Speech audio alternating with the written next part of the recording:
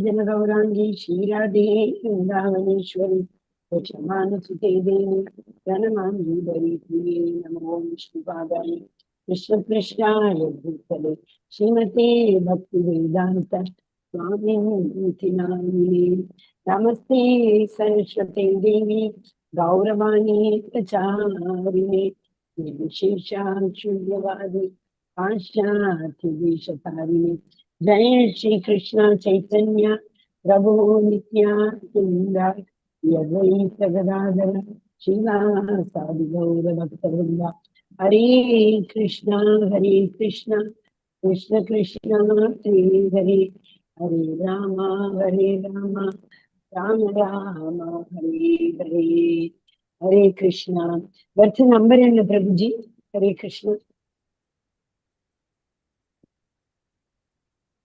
மாதாஜி என்ன சார் என்ன वर्ष नंबर என்ன மாதாஜி वर्ष எந்த எந்த இதா 47 நினைக்கிறேன் 48 இருக்கும் நினைக்கிறேன் நேற்று பிரபு 47 பண்ண ஞாபகம் எனக்கு பாகவதம் ஆமா 48 48 ஹரே கிருஷ்ணா தெரியுதா எல்லாருக்கும் தெரியாது 48 தான் மாதாஜி. ஓகே ஹரே கிருஷ்ணா ஹரி ஓம் உங்க எல்லோரையும் இந்த morning class Bhagavatam short Bhagavatam கிளாஸ்ல வருக வருக வருக என்று வரவேற்கிறேன். ஓகே, இப்போ நம்ம ராதா கோவிந்தரோட ஆசையினாலும் அருளாலும் பார்த்தோம். என்ன பார்த்துட்டு இருந்தோம்? குந்தி பிரேயர் பார்த்துட்டு இருந்தோம் இல்லையா? பாகவதத்துல நிறைய பிரேயர்ஸ் இருக்கு. அதுல ரொம்ப ரொம்ப இம்பார்ட்டன்ட் வந்து குந்தி மகாராணியின் பிரேயர். நேற்று என்ன பார்த்தோம்னா பிரபு தர்மராஜனே மகனான யுதிஷ்ட மகாராஜன், தர்மரின் மகனான யுதிஷ்ட மகாராஜன் அவரது நண்பர்களின் மரணத்தினால் அதிர்ச்சி அடைந்து ஒரு சாதாரண பௌதிகவாதியை போல பாதிக்கப்பட்டார். முனிவர்களே இவ்வாறாக பாசத்தினால் உணர்ச்சி வசப்பட்ட அவர் பேச தொடங்கினார். இதே மாதிரி தானே குந்தியும் ஆரம்பிச்சா. அவ என்ன சொன்னா? பிரேம பாசம் இமம் சிந்தி, ஓ கிருஷ்ணா இந்த பிரேம பாசத்தினாலதானே நான் இப்படி கஷ்டப்படுறேன், அதை இமம் சிந்தி அதை வந்து நீ கட் பண்ணி 48 தானே 48 தானே சொல்றீங்க? ரிவைஸ் பண்ணிட்டு இருந்தேன். 47 ஹரே கிருஷ்ணா. கொஞ்சம் எல்லாரும் மியூட் போட்டுக்கோங்க ப்ளீஸ். ஹரே கிருஷ்ணா. அப்பதான் இருக்கிற 15 நிமிஷத்துல நீங்களால பண்ணணும். ஓகே, சோ அவர் என்ன சொன்னார்? இந்த மாதிரி பாசத்துல அவனால அவர் பேச ஆரம்பித்தார். யாரு? தர்மராஜன், தர்மனின் மகனான. அவர் தர்மனோட மகனா. எப்படி ஏன் சொல்லியிருக்கா? குந்தி மகாராணி அவ பாண்டு ரொம்ப வீக்கா இருந்ததுனால அவளுக்கு கிடைத்த வரனால அவளுக்கு என்ன வரன்னு பிடிச்சது? யார ஞாபகம் பண்ணி அவ அந்த மந்திரத்தை சொல்றாளோ அவ மூலமா அவளுக்கு குழந்தை கிடைக்கும் இல்லையா? சோ அவ வந்து தர்ம மகாராஜன் நினைச்சு அவ ப்ரே பண்ணினோன்னு யுதிஷ்டர் பிறந்தார். அதனால தர்ம மகாராஜன் பையன் அப்படின்னு சொல்லலாம். இப்ப நம்ம போலாமா அடுத்த வருஷத்துக்கு? 48 வரும். அகோமே பஷ்யதான் அஜ்ஞானம். ஹரே கிருஷ்ணா சொல்றேன் எல்லாரும்.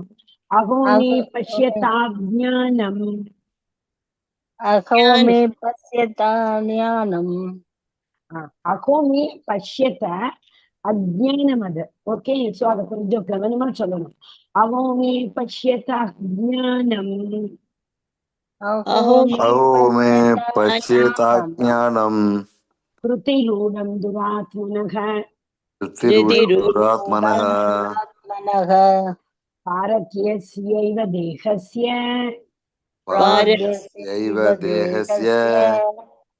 பக்ஷ்யோமி க்ஷௌஹினீஹதா.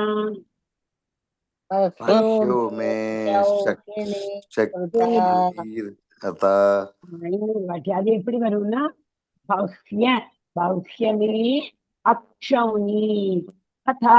கதாகத்தான்னு கொள்றது. கதாக நிறைய வரிசை வந்திருக்கு இல்லையா? இதுல கூட நான் கண்ணியத்தை கண்ணியமான சரீரே சொல்லிட்டாங்க. சோல யாரால ஆத்மாவை கொல்ல முடியாது. ஓகே, சோ கொஞ்சம் அது எதெல்லாம் பார்க்கணும்? பாரக்கிய செய்த தேகசிய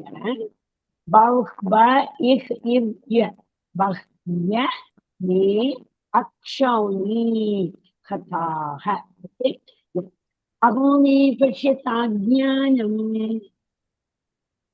अहो मे पश्येत्ताज्ञानम् ज्ञानम् कृतिरूढं दुरात्मनः कृतिरूढं दुरात्मनः पारक्यस्यैव देहस्य परक्यस्य देहस्य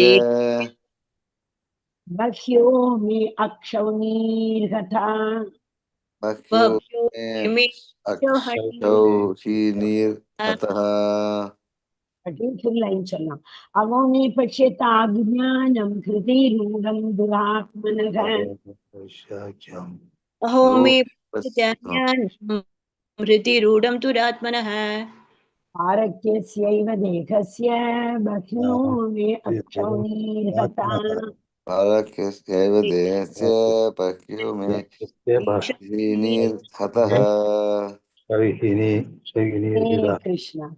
कृष्णा யாராவது ஒருத்தர் வேர்ட் டு வேர்ட் மீனிங் படிக்கிறீங்களா ஹரே கிருஷ்ணா படிங்க மாதாஜி அஹோ ஓ மே எனது பஷ்யத சற்றே கவனிங்கள் அஜ்ஞானம் அறியாமை ஹிருதி இதயத்தில் ரூடம் அமைந்துள்ள துராத்மன பாவியின் பாரக்கியஸ்ய பிறருக்கென உள்ள ஏவ நிச்சயமாக தேகசிய உடலின் பக்ய பற்பல மே என்னால் அசௌனி படைகள் அசௌலனி படைகளின் வியூக அமைப்பு ஹதா கொன்றுவிட்டேன். ஹரே கிருஷ்ண மாதாஜி. ஹரே கிருஷ்ணா தேங்க்யூ பிரபுஜி. சோ இதுல உங்களுக்கு புரிஞ்சிருக்கும் இல்லையா, பிறருக்குன்னு பண்ண வேண்டிய உடம்பு, அந்த உடம்ப வச்சு நான் எவ்வளவு பேரை கொண்டுட்டேன் அப்படின்னு சொல்றாரு. மொழிபெயர்ப்பு யார் படிக்கிறீங்க? ஹரே கிருஷ்ணா. நான் படிக்கிறேன் மாதாஜி. யுதிஷ்ட மகாராஜன் கூறினார், என் விதியே, நான் மிகப்பெரிய பாவியாவேன். அறியாமை நிரம்பியுள்ள என இதயத்தை பார். முடிவாக பிறருக்காகவே இருக்க வேண்டிய இவ்வுடல் பற்பல படைப்பிரிவுகளை கொண்ட வீரர்களை கொன்று குவித்துள்ளது. ஹரே கிருஷ்ண மாதாஜி. தேங்க்யூ மாதாஜி. வேற யாரோ கூட பேசுறேன். ஜானகிராமன் பிரபு படிக்க போறீங்களா? சொல்லுரை படிக்கிறேன் மாதாஜி. படிங்க பிரபு. ஹரே கிருஷ்ணா. பொருளுரை. 21,807 ரதங்கள், 21,807 யானைகளும், 9,650 காலாட் 10,950 காலாட்படைகளும் மற்றும் 65,600 குதிரைப்படைகளும் சேர்ந்தது ஒரு அட்சௌர்ணி ஆகும். குருஷேத்திர போர்க்களத்தில் பல அக்ஷோனிகளை கொண்ட வீரர்கள் கொல்லப்பட்டனர். யுதிஷ்ட மகாராஜன் உலகிலேயே மிக சிறந்த அரசராக இருந்ததால் மிகப்பெரிய எண்ணிக்கை கொண்ட வீரர்கள் கொல்லப்பட்டதற்கு தானே பொறுப்பேற்றார். ஏனெனில் அவரை அரியாசனத்தில் அமர்த்துவதற்காக யுத்தம் ஏற்பட்டது. எப்படி பார்த்தாலும் இவ்வுடல் பிறருக்கென உள்ளதாகும். உடலில் உயிர் உள்ளவரை அது மற்றவர்களின் சேவைக்கு உரியதாகும். அது இருந்ததும் நாய்களுக்கும் நரிகளுக்கும் புழுக்களுக்கும் உணவாக இருக்க வேண்டும். இத்தகைய நிலையற்றதொரு உடலுக்காக இவ்வளவு பெரிய படுகொலை செய்யப்பட்டதே என்று அவர் வருகிறார். ஹரே கிருஷ்ணா மாதாஜி. ஹரே கிருஷ்ணா. ஹரே கிருஷ்ணா.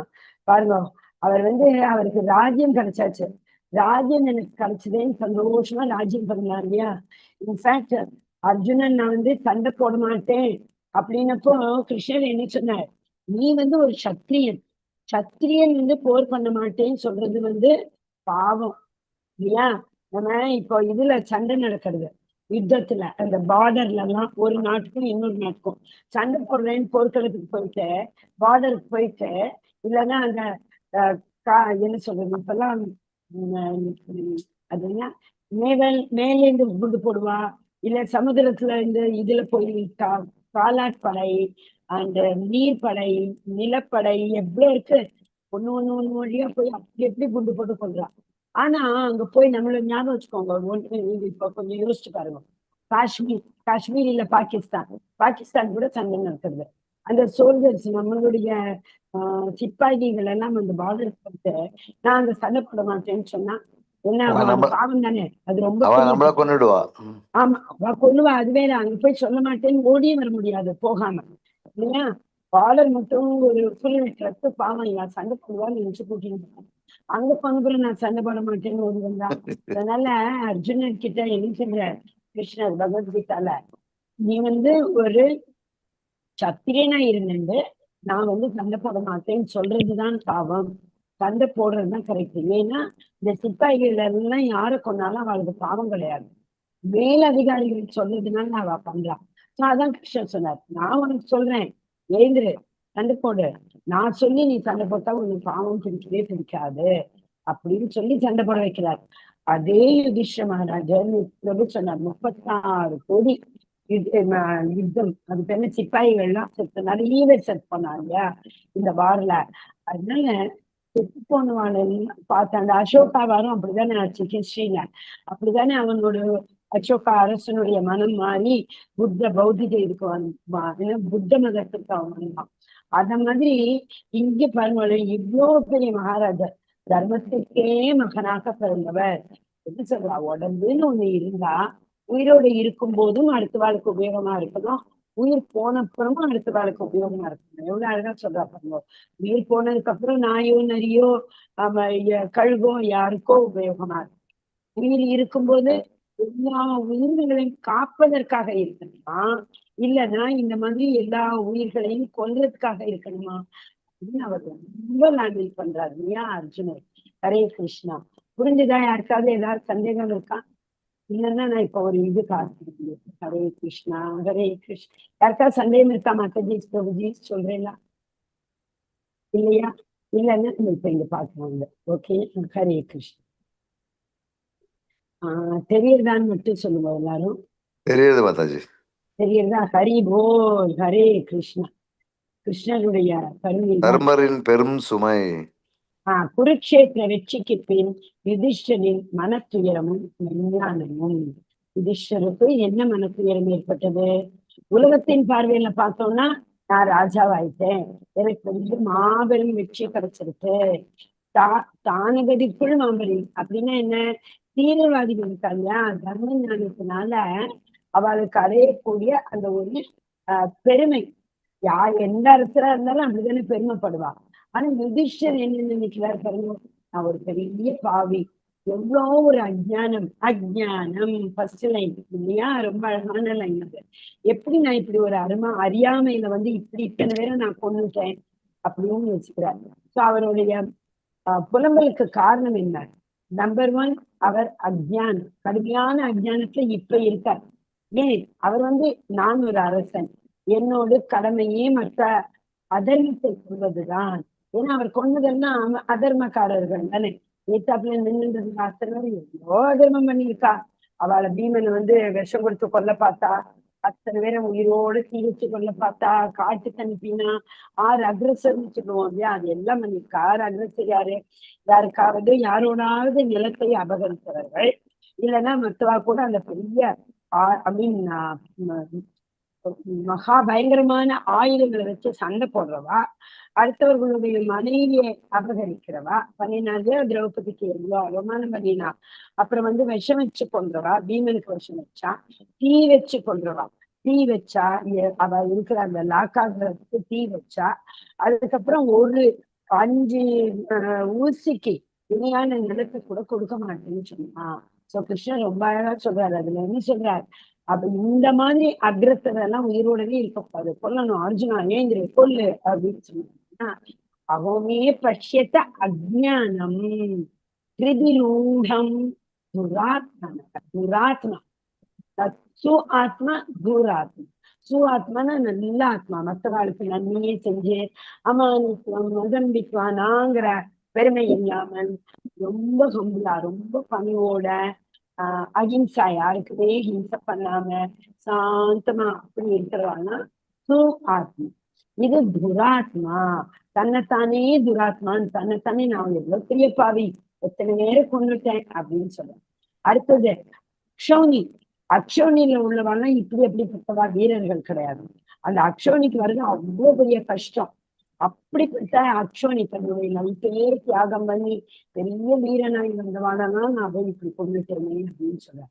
அறத்தின் வடிவம் தன்னை பாவி என அழைப்பது ஏன் அப்படின்னு நான் எல்லோருக்கும் நன்மை பண்ண வேண்டிய இந்த உடம்பை வச்சிருந்து சுயநலத்துக்காக இந்த ஒரு அல்பமான ஒரு ராஜ்யத்துக்காக அதே தானே அர்ஜுனன் சொன்னான். ஓ கிருஷ்ணா, இந்த ராஜ்யம் எனக்கு தேவையில்லை, இதை விட நான் பிச்சை எடுத்து கழிச்சுக்கிறேன் அப்படின்னு சொன்னான். அப்ப கிருஷ்ணர் என்ன சொன்னார், உன்னோட நேச்சர் ஹரே கிருஷ்ணா யாரும் என்னமோ பண்ணிட்டு ப்ளீஸ் எல்லாரும் அன்மியூட்ல இருக்கேன் பாருங்களேன், தயவு செய்து மியூட் பண்ணிக்கோங்களேன்.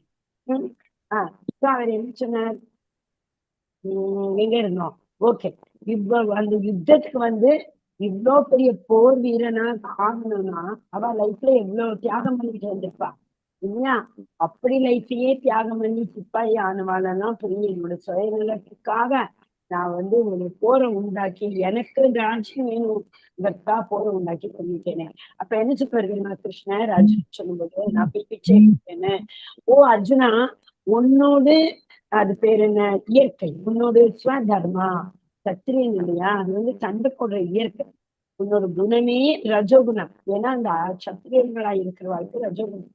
இந்த குணத்தோட நீ பிச்சை எடுக்க போனா பிச்சைக்காரனுக்கு நடுவுல போய் சண்டை போட்டு இருப்பேன்.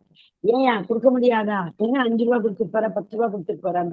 இல்லைன்னா பக்கத்துல என்னாவது ஒருத்தர் உட்கார்ந்து இருந்தானாக்க ஹரே கிருஷ்ணா பாருங்க எனக்கு நான் மியூட் பண்ணணும்.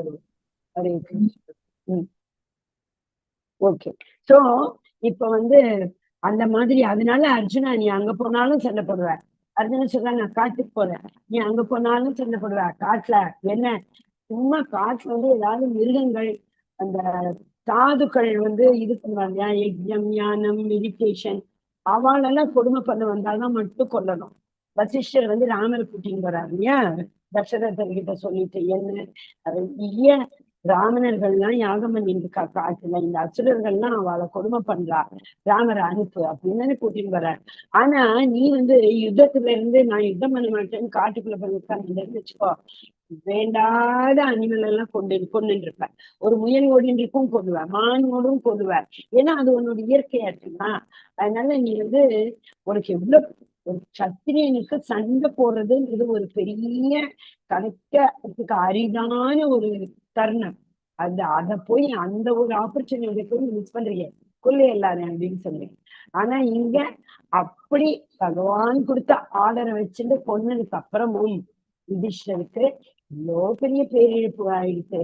எப்படி என்னோட மனசுல இவ்வளவு ஒரு அறியாமை இருக்கு, எவ்வளவு உயிர்களை நான் கொண்டுட்டேனே அப்படின்னு அவர் ரொம்ப வருத்தப்படுறார். அர்ஜுனியோட விலை இவ்வளவா, இத்தனை பேரோட உயிர் நம்ம சொல்லுவாங்க எல்லாம் பைசா கொடுத்தாதான் சாமான் வாங்கணும். இத்தனை பேரோட உயிரை கொடுத்து நான் இந்த சிம்மாசனத்தை பெற்றேன்னா அப்படி ஒரு சிம்மாசனம் எனக்கு அவசியமா? மிக சிறந்த தர்மவான் என்பதால் இந்த மாபெரும் படுகொலைக்கு யுதிஷ்டர் தன்னையே ஒரு பொறுப்பாக ஏற்றுக்கிறார்.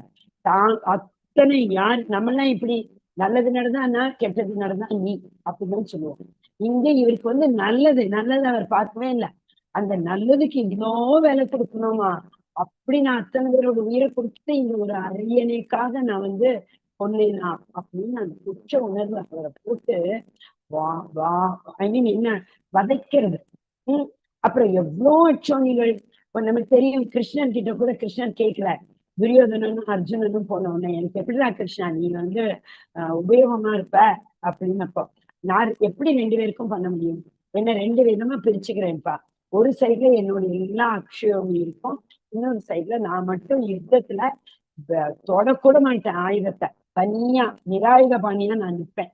யாரு எது வேணுமோ தேர்ந்தெடுத்துக்கோ அப்படின்னு அர்ஜுனன் என்ன பண்றா, கிருஷ்ணா நீ போறோம், உன்னுடைய பங்கு இன்னைக்கு இருந்தா போறோம் அப்படின்னு அர்ஜுனன் கேட்கறதுனால தன்னோட அக்ஷோனியெல்லாம் நீ இவனுக்கு துரியோதனுக்கு கொடுத்துடுற. ஒவ்வொரு அக்ஷோனியல்ல இவ்வளவு இருக்கும். அங்க மொத்தம் 11 அக்ஷோனிக்கு மேல இருந்தது. ஒரு அக்ஷோனிங்கிறதுல 21,870 ரதங்களும், அதே மாதிரி யானைகளும், 65,600 குதிரைகளும், 1,09,650 காலாட்படைகளும், இவ எல்லாரும் செட் போனா எப்படி இருக்கும் அவருக்கு இல்லையா? குருட்சேத்திர இதே இது எனக்கு அதெல்லாம் பத்தி கவலையே கிடையாது. ஆனா ராஜ்யம் கிடைச்சிட்டு இப்பெல்லாம் ஒரு கிரிக்கெட் மேட்ச்லயோ எதுலயோ யாராவது ஜெயிச்சா கூட பெரிய பார்ட்டி வச்சுட்டு குதிக்கிறது, தண்ணி அடிக்கிறது, அது பண்றது, இது பண்றதுன்னு என்னெல்லாம் பண்றா. அவருக்கு ஒரு ராஜ்யமே கிடைச்சது. அதுக்கப்புறம் கூட போய் சந்தோஷப்பட்டு அதை அனுபவிக்காம பாவம் இங்க உயிர் போனவா எல்லாரும் பார்த்து வருத்தப்படுற. இவ்வளோ அச்சோனிகளை நான் அழிச்சுட்டேனே, இப்படிப்பட்ட தற்காலிகமான உடம்பு. இந்த உடம்பு என்னது, என்னோட பெர்மனண்டான உடம்பு அதுவும் கிடையாது, உடம்பு அழிய போறது அப்படின்னு. அழிவிலிருந்து அவருக்கு மெஞ்ஞானம் கிடைத்தது. என்ன மெஞ்ஞானம்? பருப்பொருள் இழப்பு, நிறைய உயிரினங்கள் மாய்ந்தது, உரிமையின் மாயை விலகுதல், நான் என்னோடது, என்னோட ராஜ்யம், நான் தான் பண்ணினேன் அப்படிங்கிறது டோட்டலா அந்த மாயை போயிட்டவருக்கு. யாருக்கு? யுதிஷ்டருக்கு. உடலின் உண்மையான இயல்பை உணர்ந்தார். ஜீவேய சொருப்பகோயே கிருஷ்ணேர நித்திய தாசா. கிருஷ்ணருக்கு நான் தாசனா இருந்திருக்கணும். கிருஷ்ணரால கொடுக்கப்பட்ட உடம்பு, அந்த உடம்பை நான் அடுத்த வாழ்க்காக உபயோகிக்காம இப்படி உபயோகிச்சுக்கணும் அப்படிங்கிறாங்க. அஜ்ஞானம் விஞ்ஞானம். இந்த உடல் என்னோடது, இந்த உடல் மற்றவர்களுக்கானதுங்கிறது விஞ்ஞானம். விஞ்ஞானம்ங்கிறது என்னது? Scientific realised knowledge. அஜ்ஞானம்ங்கிறது என்னது? அறியாமையினால் பிறக்கக்கூடிய ஒரு அறிவு. அறியாமை அப்படிங்கிற வாழ்க்கை என்ன அறிவு இருக்கும்? இருளான அறிவு இருக்கும் அது. அப்புறம் அஜ்ஞானத்தோட வாழ்க்கை நோக்கம் என்ன? எனக்காக நான் அப்படின்னு அவ செயல்படுவான். ஆனா விஞ்ஞானம் உள்ளவர்கள் பிறருக்காக இந்த உடம்பு அப்படின்னு. மரணத்தின் பின் என்ன ஆகும்? அவ யாருக்கு? அஜ்ஞானிகளுக்கு மாபெரும் இழப்பு. ஏன்? அந்த அவளோட சோல், ஆத்மா ஜன்ம மிருத்யு ஜரா வியாதி துக்க தோஷானு தர்ஷனம்னு ஒழுங்குன்றது. ஆனா விஞ்ஞானம் உள்ளவர்களுக்கு பகவானுடைய ஒரு ரியலைசேஷன், செல்ஃப் ரியலைசேஷன் ஆகி அவ அப்படி படிப்படியா முன்னேறி பரமாத்மா ரியலைசேஷன் ஆகி கடைசியில பகவான் ரியலைசேஷன் பெறுவா. நிரந்தரமானது என நினைத்தல். இந்த உடம்ப அதுதான் மாயை. மாயினா என்ன? இல்லாததை இருக்கிறதாவும் இருக்கிறத இல்லாததாகவும் நினைக்கிறது. உடம்பு என்னைக்குமே நிரந்தரமா இருக்க போறதில்லை. ஆனா அஜ்ஞானத்தோட என்ன நினைக்கிறா? இந்த உடம்பு இன்னைக்கும் நிரந்தரமா இருக்கும், அதுக்காகன்னு சேர்த்து வச்சுக்கிறா. அதுக்கு பேர் என்ன? அபரிக்கிரகா. 6th சாப்டர்ல படிச்சிருக்கோம் இல்லையா? அபரிக்கிரகனா தேவைக்கு அதிகமா சேர்த்து வச்சுக்கிறது. ஒரு தற்காலிக கருவி. அவன் நினைப்பா இது நிமித்த மாத்திரேன அப்படின்னு கிருஷ்ணர் அர்ஜுனன் கிட்ட சொல்றாங்க இல்லையா?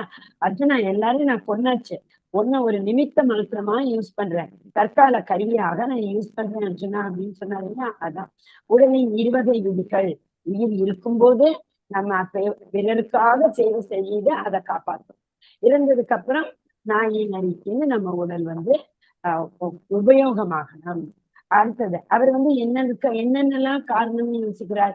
இவ்வளோ அக்ஷோனிகள் எடுத்துட்டு போயிட்டாலே, அப்படிப்பட்ட என்னைக்கும் பெர்மனண்டே இல்லாம அழியக்கூடிய ஒரு இந்த சிம்மாசனத்துக்காக போய் நான் சண்டை போட்டேனே, என் உடம்புதான் முக்கியம்னு நினைச்சிருந்தேனே, அதெல்லாம் பொய்யாச்சே.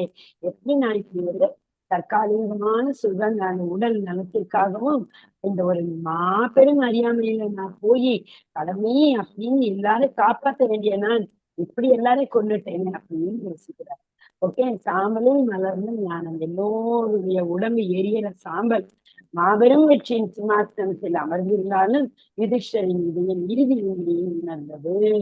எதுவும் நமக்கு இல்லை, இந்த உடலும் கூட நம்முடையது இல்லை. ஹரே கிருஷ்ணா. Last slide. ஓம் அஜ்ஞானதிமிராந்தஸ்ய ஞானாஞ்சனசலாக்கயா சக்ஷுருன்மிலிதம் யேன தஸ்மை ஸ்ரீ குருவே நமः. ஹரே கிருஷ்ணா. ஹரே கிருஷ்ண மாதாஜி. அஜ்ஞானம் போகணும் ஹரே கிருஷ்ணா. அப்படின்னு நம்ம பகவான் கிட்ட ப்ரே பண்ணிக்கலாம்.